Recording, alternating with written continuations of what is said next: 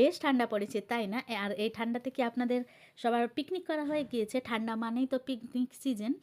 ছেলে মেয়ে প্রত্যেকের কাছে কিন্তু এই ঠান্ডার সময় পিকনিকের সিজনটা বেশ ভাল লাগে। তো এই তো সেই পিকনিকের উদ্দেশ্যে আমরা ছুটে চলেছি 16 মাইল। আমরা 2 বোন চলে যাচ্ছি। এখানে আমার বোনের বর কীভাবে গাড়ি চালাচ্ছে দেখুন, আমাকে ভিডিও করতে দেখে সে না আমাদের হাসানোর জন্যই এমন করে গাড়ি চালাচ্ছে। তো যাই হোক, বোনের সাথেও বেশ অনেক দিন পর দেখা। আমরা 2 বোন একসাথে প্ল্যান করে আর কি ফোন করে যাওয়া হচ্ছে বাবার বাড়ি। আর পিকনিকটা কিন্তু সেখানেই করব। আচ্ছা, আপনাদের পিকনিক কার কার হয়ে গিয়েছে আর কার কার এখন অবধি পিকনিক হয়নি অবশ্যই আমাকে কমেন্টে জানাবেন। তো আপনাদের কমেন্টের অপেক্ষায় থাকবো। আর এই তো বাবার বাড়ি যাচ্ছি মানে তো কিছু একটুখানি না নিলে তো আবারও কেমন যেন দেখায়। তো এখানে আম্মা আব্বুর জন্য কিছু ফল নিয়ে নিচ্ছে, বোন কিছু ফল নিল, আমি এদিকে কিছু ড্রাই ফ্রুটগুলো নিয়ে নিলাম। সব কিছু মিলিয়ে আমরা ছুটে চলেছি সেই বাবার বাড়ির উদ্দেশ্যে। আর এখানে বোন তাদের গাড়ির সানরুফের ওখানে একটুখানি উঠে দেখছিল, রাতের ভিউটা বেশ ভালো লাগছিল। আর তার সাথেই তো ট্রেন যাচ্ছিল, দেখুন কত সুন্দর ভিউটা, সত্যি অসাধারণ লাগছিল। তারপর তো সবাই মিলে এনজয় করছিলাম, যাচ্ছিলাম। যাই হোক, কথা বলতে বলতে একদমই পৌঁছে গেলাম, যেহেতু বাবার বাড়ির দূরে না, কালীচক থেকেই তো 2 মিনিটের মতো রাস্তা, 2 থেকে বা 3 মিনিট। তো আমরা চলে এসেছি সেই বাবার বাড়ি। আর আস্তে আস্তে আমাদের খানিকটা রাতও হয়ে গিয়েছিল, এখন পৌঁছে গিয়েছি। আর পৌঁছে তো সেই বসে আছি। এখানে আমার বোনের বর, আমার জামাইবাবু আলিফ, আর তার সাথে আমি বসেছিলাম, বোন একটু ভিডিও করে দিচ্ছিল।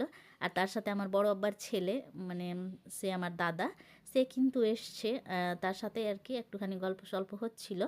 আমরা তো আসলাম সেই পিকনিকের উদ্দেশ্যে। আর এখানে এসে বাড়িতে এসে দেখলাম যে ঠান্ডা পড়েছে, 2টো বাচ্চা নিয়ে বোনের মেয়ে, তারপর আমার ছেলে, সব কিছু মিলিয়ে ভাবলাম যে উপরে না করাটাই ঠিক হবে। তার উপরে আম্মার যে উপরে মাটির চুলাটা রয়েছে না, সেটা কিন্তু ল্যাপা পোছা কোনোটাই নেই।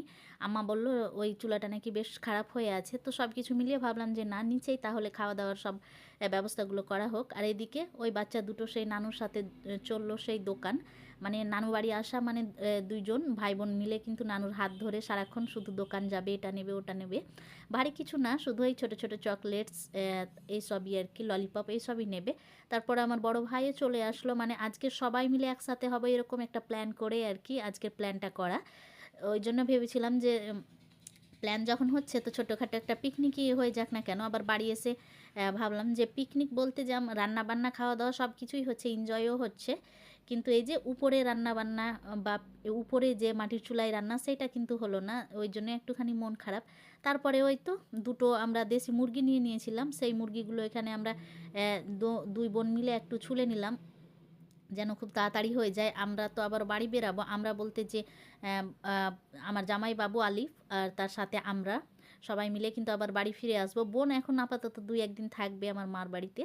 তো এই তো সব কিছু মিলিয়ে আমাদের রান্নাবান্নাটাও কমপ্লিট করে নিয়েছিলাম খুব দ্রুত। আর এখন খাওয়া দাওয়ার পালা। একই ফ্রেমের মধ্যে বা একই জায়গায় ক্যামেরাবন্দি কত যে ভালো লাগছে 4জনকে। এখানে আমার 2টা ভাই আর তার আর কি 2টো জিজু আর কি। তো যাই হোক, ওরা 2 সারু। আর এইদিকে যে 2টো দেখছেন সেই 2টো হচ্ছে আমার ভাই, এটা বড় ভাই। আর ওই পাশে যেটা রয়েছে সেটা হচ্ছে আমার ছোট ভাই। আর এরা 2জনকে তো চিনেনি, একটা আমার বোনের বর আর একটা তো সেই আমার মাস্টার মশাই।